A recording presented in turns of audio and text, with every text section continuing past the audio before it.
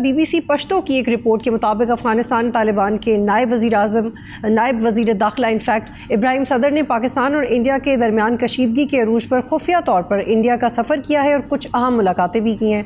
हुकूमती ऐवानों में अफगानिस्तान के किरदार और इस दौरे के हवाले से क्या कंसर्न पाया जाता है? देखिए, मैं ये समझता हूँ कि पाकिस्तान का जो पिछला एक दौरा हुआ अफगानिस्तान का, डिप्टी प्राइम मिनिस्टर इसहाक डार साहब वहाँ गए, उसमें काफ़ी पेशरफ्त हुई। ये रिपोर्ट जब वेरीफाई होती हैं तो इस पर फॉरेन ऑफिस एक ऑफिशियल मौका फरना देगा। पर देखिए, जैसे मैंने कहा कि दुनिया में इस वक्त भारत आइसोलेट हो चुका अपनी वॉर मॉन्गरिंग, वॉर हिस्टीरिया की वजह से, और उसके पास कोई बात नहीं है करने को, डिप्लोमेटिकली भी वो बैकफुट के ऊपर है। तो ये रिपोर्ट वेरीफाई होती है तो इस पर मौका जरूर दे देंगे। बट इस वक्त दुनिया के बहुत ही कम ममालिक हैं जो भारत की आउटराइटली सपोर्ट में, बल्कि हार्डली हम नेम कर सकते हैं कि जिन्होंने भारत की सपोर्ट की हो। तो भारत इस वक्त आइसोलेशन का शिकार है जो हमें और वो आउट ऑफ आइसोलेशन ऐसे कर रहे हैं। लेकिन इंडियन वजीर खारजा की अफगानिस्तान के वजीर खारजा से भी टेलीफोन पे बात हुई है। तो आपको लगता है कि इसके बाद पाकिस्तान एक मेजर पॉलिटिकल शिफ्ट लेगा? पहलगाम वाक़े के बाद if they are getting closer तो हम एक मेजर पॉलिटिकल शिफ्ट करेंगे? देखिए, ये तो टाइम विल टेल कि आने वाले दिनों में क्या होता है। बट जैसे मैंने कहा कि डिप्लोमेटिकली इंडिया आइसोलेटेड है और बैकफुट के ऊपर है। ना पहलगाम वाक़े को कोई वो प्रूव कर सके, ना पाकिस्तान को लिंक कर सके, ना इन्वेस्टिगेशन करा सके। मिलिटरीली वो हार गए, दुनिया के ममालिक की सपोर्ट हासिल करने में नाकाम रहे। तो उनके पास बड़ी कम ऑप्शंस हैं। तो अभी ये देखते हैं कि आने वाले दिनों में सिचुएशन कैसे निकलती है। आपने जिक्र भी किया कि पाकिस्तान के नायब वज़ीर खारजा इसहाक डार साहब ने जब दौरा भी किया अफगानिस्तान का, उसके बाद बलूचिस्तान और KP में आर्म फोर्सेस पे अटैक हुआ है। लेकिन क्या ये हमारा कंसर्न बढ़ा देता है और क्या हम IS की तरफ भी जा सकते हैं इसके बाद फर्दर? देखिए, जो दहशत गर्दी की जो है पाकिस्तान में पहले भी मुतहरिक था, अब भी मुतहरिक है। और दहशत गर्दी के वाक़यात जो पाकिस्तान में होते हैं वो अब हमारा एक आयरन रिजॉल्व है कि हम उसका खात्मा करेंगे और इन दहशत गर्दों का आखिरी दम तक पीछा करेंगे। और देखिए, इतना एक जो अपने आप को बड़ा दुश्मन समझता था, सर पे खड़ा था, अल्लाह के फजल से उसको मुंह की खानी पड़ी है।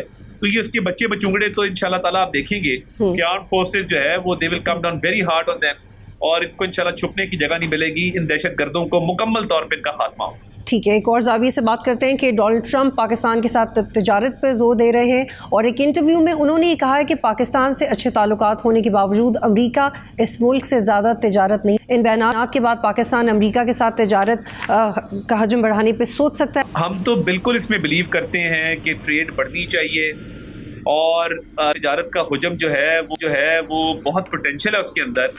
और एक अमेरिकन वक्त पिछले दिनों आया था, उन्होंने क्रिप्टो के हवाले से भी पाकिस्तान के अंदर इंटरेस्ट शो किया, हमारे कुछ MOUs भी साइन हुए। तो मैं तो समझता हूँ बड़ा पोटेंशियल है और आगे जाते हुए मुझे लगता है कि अल्हम्दुलिल्लाह बहुत बेहतरी आएगी ट्रेड वॉल्यूम के अंदर भी, ट्रेड डाइस के अंदर भी।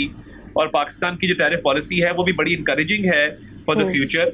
सो हमें तो इसमें बहुत होप और बड़ा पोटेंशियल नजर आता है और हमारी ट्रेड इंशाल्लाह ताला बढ़ेगी। बिल्कुल ये बात दुरुस्त है।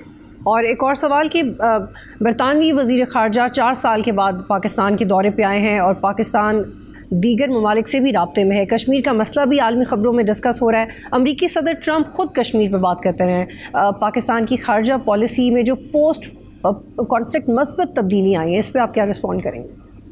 देखिए, हमारी फॉरेन पॉलिसी आपके सामने है कि दुनिया के ममालिक ने पाकिस्तान के मौक़िफ़ की तायीद की, पाकिस्तान की जियोग्राफिक लोकेशन, पाकिस्तान की स्ट्रेटेजिक इम्पोर्टेंस, पाकिस्तान का जो किरदार रहा है दहशत गर्दी के खिलाफ, तो दुनिया के तमाम ममालिक उसको एक्नॉलेज करते हैं और पाकिस्तान की मौक़िफ़ की बहुत हद तक बहुत से ममालिक ने तायीद भी की है। तो अल्हम्दुलिल्लाह मैं ये समझता हूँ कि पाकिस्तान की फॉरेन पॉलिसी में जो कामयाबी रही है उसका बड़ा रोल है पाकिस्तान की सक्सेस के अंदर।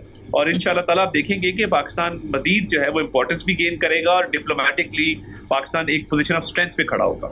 ठीक है, अता साहब आपसे पहले भी सवाल हुआ होगा कि नवाज शरीफ 3 बार के वज़ीर आज़म हैं, आपके लीडर हैं, वो इस सारी सूरत हाल में बिल्कुल खामोश रहे, कशीदगी के बावजूद सिर्फ एक ट्वीट आया। इसकी क्या वजह है? सेलिब्रेशंस में भी वो नजर उनकी वो हमारे कायद हैं, उनकी गवर्नमेंट है फेडरेशन में भी, पंजाब में भी, वो भरपूर तरीके से तमाम मशावरत में शामिल भी रहते हैं, उनका किरदार भी है। और उसके साथ साथ मैं समझता हूँ कि उन्होंने इस पे ट्वीट भी किया, बयान भी दिया। तो मैं नहीं समझता कि वो कोई इस पे खामोश रहे या पीछे रहे। उनका भरपूर किरदार रहा है हर हवाले से, और उनकी पार्टी की गवर्नमेंट है, तो मैं समझता हूँ कि उनका बी पार्ट एंड पार्सल। और अता साहब, चूंकि 28 मई का क्रेडिट बिल्कुल नवाज शरीफ की फॉर्मर गवर्नमेंट को जाता है, तो क्या इस मौके पे आप लोगों की कोई ख़ास कम्युनिकेशन हुई, कोई ख़ास पैगाम दिया नवाज शरीफ ने? What was his particular influence that you would like to mention here? देखिए, उनकी एज अ स्टेट्समैन बड़े एक्सपीरियंस्ड हैं, उनका बड़ा एक्सपीरियंस है इन मामलात के अंदर, तो वो गाहे बगाहे अपनी एडवाइस भी देते रहे हैं और उनकी मशावरत भी उनके साथ चलती रही है। तो I think he's played his part, अल्हम्दुलिल्लाह। सब्सक्राइब करें और बेल दबाएं ताकि कोई खबर रह न जाए।